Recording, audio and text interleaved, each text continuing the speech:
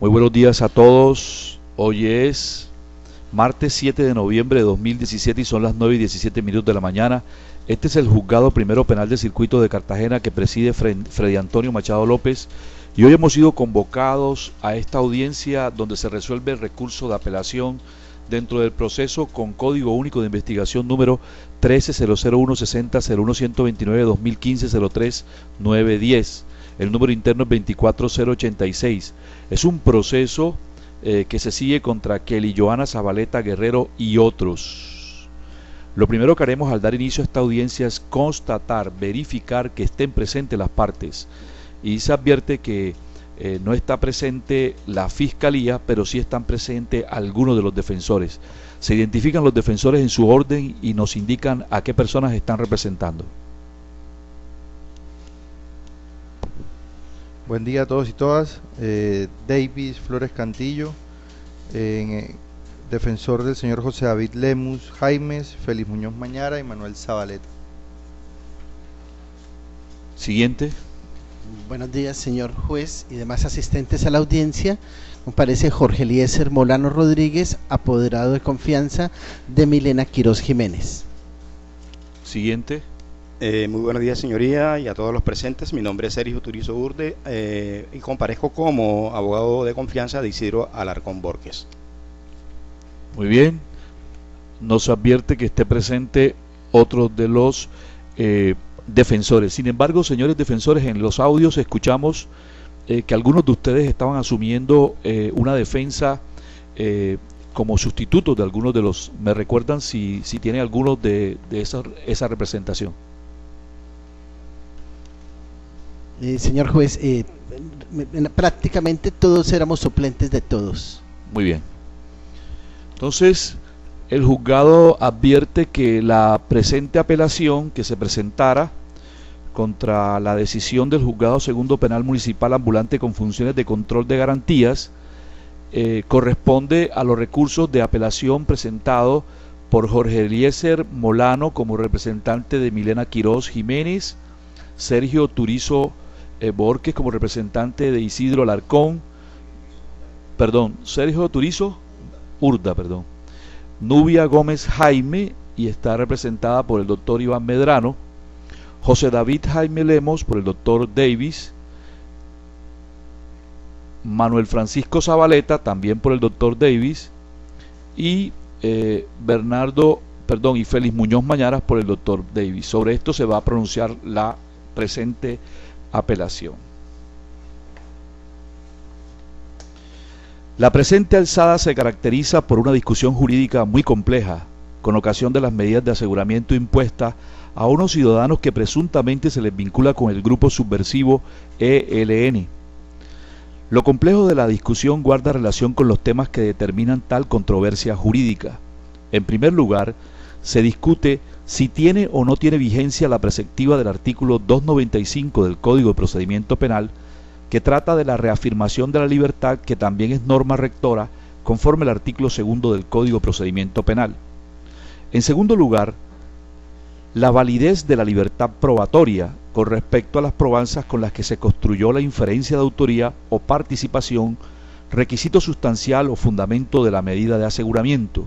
Incluso se discute si los defensores sustentaron o no sustentaron el recurso de apelación. En lo concreto, el debate consiste en si los procesados, líderes, organizadores y dirigentes sociales son o no son miembros del ELN, y si ello no es más que una nueva forma de judicializar la protesta. También se discute si estamos en presencia de un derecho penal de acto o de autor, en especial porque se plantea una ponderación entre la calidad de los procesados como activistas y líderes sociales con el señalamiento de supuestos reinsertados o excombatientes. En este caso, con la medida de aseguramiento, muy a pesar de que los procesados no presentaban antecedentes penales hasta ahora conocidos, se otorgó mayor valor al dicho de los excombatientes. Pues bien, iniciemos el análisis fijando que los procesados residen y tienen arraigo en un sector donde el ELN tiene gran influencia, es decir, un sector donde el Estado no hace presencia, el sur de Bolívar. Sin embargo, el ELN en estos momentos adelanta conversaciones de paz y acercamientos con el gobierno nacional. Esa coyuntura, como venimos insistiendo, es uno de los factores que define la complejidad de la discusión jurídica que nos ocupa.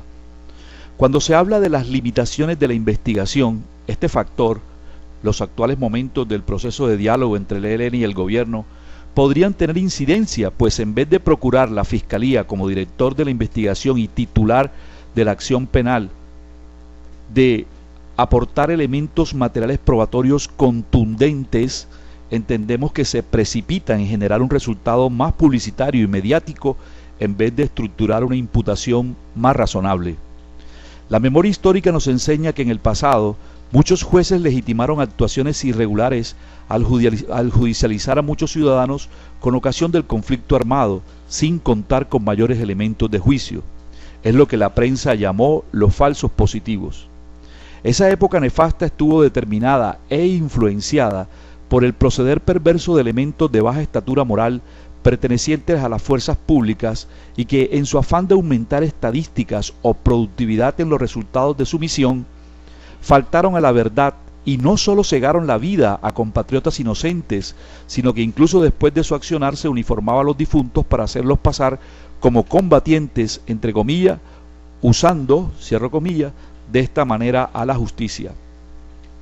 En esta oportunidad, la defensa rememoró esa vergüenza en la que la justicia tiene una gran responsabilidad y planteó la discusión del empleo de herramientas que curiosamente también se emplearon en tiempos de los falsos positivos. Concretamente nos referimos a las piezas procesales idénticas que también se llamaron gemelas en el proceso.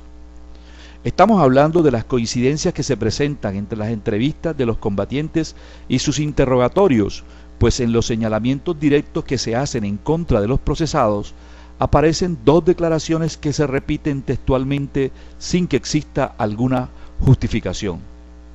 Esas coincidencias deberían generar discusión. Sin embargo, en primera instancia, a pesar de los cuestionamientos de la defensa, se obvió revisar a qué obedecía esa situación y solo se escuchó decir a la fiscal que tales piezas procesales eran válidas, pues se argumenta que los procesados estaban asistidos por un defensor. También en los casos de los falsos positivos, los procesados estaban asistidos formalmente por un profesional del derecho. La juez de primera instancia valoró esas versiones y acogió sus dichos. De alguna manera aceptó que tenía que ponderarse entre la versión de quienes se mostraban ajenos a los cargos y estaban acreditados como líderes sociales y el dicho de los excombatientes. A nuestro juicio, en ese pulso debía echarse mano de otros elementos de juicio útiles para resolver esa apreciación, pues si se acepta que es una ponderación y de que existe una correlación de argumentos, prima la presunción de inocencia, especialmente cuando los procesados no tienen antecedentes penales. La búsqueda de ese otro elemento de juicio pareciera que corresponde al reconocimiento fotográfico, es decir, la Fiscalía se interesó en demostrar que las personas señaladas e identificadas como pertenecientes al ELN debían ser reconocidas para fortalecer la acusación. Se acudió entonces a la diligencia de reconocimiento fotográfico, artículo 252 del Código de Procedimiento Penal. Esta diligencia, a su vez, se cuestionó por la defensa, dado que las fotografías empleadas correspondían a las usadas en la cédula de ciudadanía por la Registraduría del Estado Civil. En su momento, uno de los defensores advirtió que no hay coincidencias entre la descripción de los rasgos morfológicos de los procesados y las fotografías. Es más, una seña muy visible en uno de los procesados no fue mencionada. Otro cuestionamiento guarda relación a que se echó mano de unas fotografías que no son contemporáneas con los rasgos actuales de los procesados. En ese entendido, no se puede perder de vista la voz autorizada de la Corte Suprema de Justicia al referirse al tema de la prueba de reconocimiento fotográfico. La Corte ha dicho: estas diligencias de reconocimiento fotográfico y en fila de personas, como uno de los métodos legalmente establecidos para identificar los autores o partícipes de una conducta de investigación por la Fiscalía, en los casos en que no se tiene certeza de quién o quiénes son exactamente esos imputados, aparecen reguladas en los artículos 252 y 253 de la Ley 906 de 2004. Sigue diciendo la Corte. Según estas disposiciones, en los eventos en que no se tiene certeza sobre la identidad del autor de un determinado comportamiento, el solo reconocimiento fotográfico no resulta suficiente para dotar de eficacia demostrativa el señalamiento realizado ante los investigadores por las víctimas o el testigo. Si bien el reconocimiento fotográfico puede llegar a ser considerado como uno de los métodos válidos para encauzar la investigación hacia una determinada persona, para que pueda tener algún mérito persuasivo en el juicio oral en relación con el señalamiento que el testigo realiza, es indispensable que durante la fase de investigación se practique la diligencia de reconocimiento en fila de personas, en caso de aprehensión o presentación voluntaria del imputado, como forma de confirmar la identificación fotográfica llevada a cabo y comportar de este modo un verdadero elemento material probatorio de cargo por parte de la Fiscalía, el cual de todos modos necesariamente debe ser presentado a través de un testigo de acreditación. Corte Suprema de Justicia, Mauro Solarte Portilla, del 29 de agosto del 2007.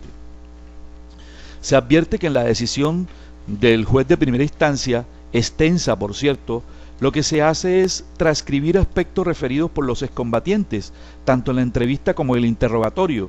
En esa decisión se echa de menos que no se haga una evaluación de las afirmaciones del testigo y que en términos probatorios ese dicho encuentre respaldo en otras probanzas que confirmen tal versión. Es que ante la gravedad de las acusaciones se hace necesario que la inferencia de autoría o participación esté fundamentada a plenitud en unos elementos materiales probatorios contundentes. Por ejemplo, intersectación, videos. Pues si tiene la noticia de que una persona está vinculada con una organización subversiva, si se tiene esa noticia, ese solo dicho no puede tenerse como inferencia si no hay un mayor respaldo probatorio. Se trata de ciudadanos que en esas comunidades son líderes sociales, es decir, tienen aceptación social e incluso algunos tienen o no tuvieron vinculación con entidades del Estado o como juntas de acción comunal, etc. La investigación no se puede limitar a un señalamiento, pues como lo dijo la juez de primera instancia, se debe ponderar, y esa ponderación debe evitarse, pues la sola posibilidad de entrar a considerar que media un equilibrio implique que existen dudas, y desde siempre en derecho penal las dudas deben ser resueltas en favor de los procesados. Los defensores han expuesto que algunos de los procesados presentaron denuncias en contra del ELN, o que también que el ELN los amenazó precisamente por su liderazgo en la zona donde la organización subversiva trata de desconocer la jurisdicción del Estado. La información obtenida del batallón militar aparece como valiosa, pero debía ser analizada para obtener nuevos y mejores elementos de juicio que confirmaran coherentemente la existencia de vínculos directos de pertenencia de los procesados con el ELN. Se tenía que volver a interrogar a los excombatientes, no repitiendo el mismo cuestionario y recibiendo las mismas respuestas, sino indagando más al detalle, descartando contradicciones, confirmando rasgos morfológicos. Sin duda, es una investigación que se hace desde la distancia y desde luego que se corre el riesgo de incurrir en equívocos. Sin embargo, por estar en juego la libertad y la dignidad, norma rectora tanto en el Código Penal como en el Código de Procedimiento Penal colombiano, es inaceptable aceptar equívocos. Los investigadores sabían, comillas, que faltaba algo, cierra comillas. La Fiscalía tiene conciencia que el solo señalamiento no es suficiente. Entonces se acude al reconocimiento fotográfico, que ya se dijo es una prueba muy controvertida que requiere, conforme a la parte final del precepto del Código de Procedimiento Penal que regula tal diligencia, que una vez el reconocido sea aprendido, sea obligación realizar el reconocimiento en fila de personas. Este tipo de reconocimiento no exonera al reconocedor de la obligación de identificar en fila de personas en caso de aprehensión o presentación voluntaria del imputado. Artículo 252 del Código de Procedimiento Penal. Recapitulando, el camino de los investigadores entonces ha sido muy cuestionado con este reconocimiento fotográfico, con uso de fotos que corresponden a cédulas de ciudadanía y que no son contemporáneas con el momento actual de los procesados, equívocos significativos entre los rasgos que se describen y los procesados, omisiones de señas importantes, etc.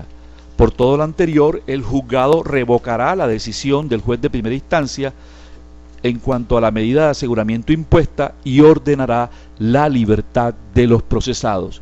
Los procesados corresponden a los nombres de Milena Quirós Jiménez, Isidro Alarcón, Nubia Gómez Jaime, Manuel Francisco Zabaleta Centeno y Félix Muñoz Mañara. Esta decisión que toma el juzgado primero penal de circuito deberá notificarse a los centros carcelarios donde se encuentran recluidos los procesados al IMPEC para efectos de quien esté en detención domiciliaria, y una vez finalizada la diligencia se enviará el cuadernillo correspondiente al centro de servicios. Por todo lo anterior, el juzgado primero penal de circuito revocará la decisión del juez de primera instancia conforme lo dicho en los anteriores términos y enviará copia del cuadernillo al centro de servicios. Esta diligencia finaliza siendo las 9:32 de la mañana y los sujetos procesales quedan notificados en estrado.